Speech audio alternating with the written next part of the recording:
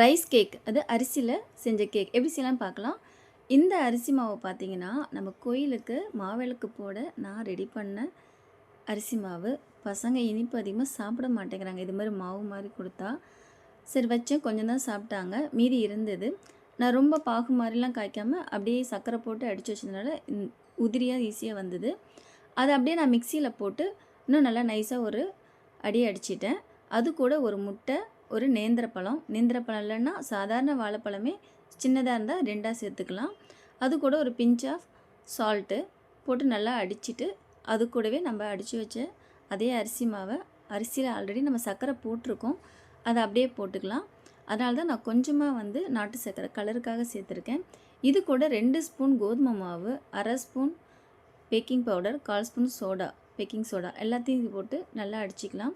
ரொம்ப கெட்டியாக இருக்கிற மாதிரி இருந்தால் ஒரு 1/4 டம்ளர் பால் மட்டும் ஆட் பண்ணி அடிச்சிக்கலாம்.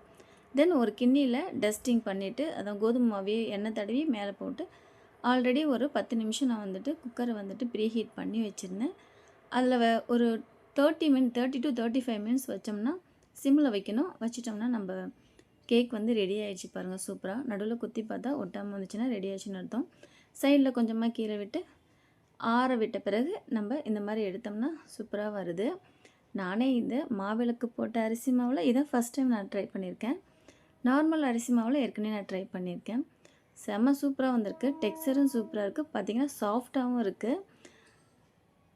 மைதா மாவில் செஞ்சால் எப்படி இருக்குமோ அதே மாதிரியே இருக்குது. ரொம்பலாம் ஹார்டாகவோ இல்லை ரொம்ப ரஃபாக மாதிரி எதுவுமே இல்லை.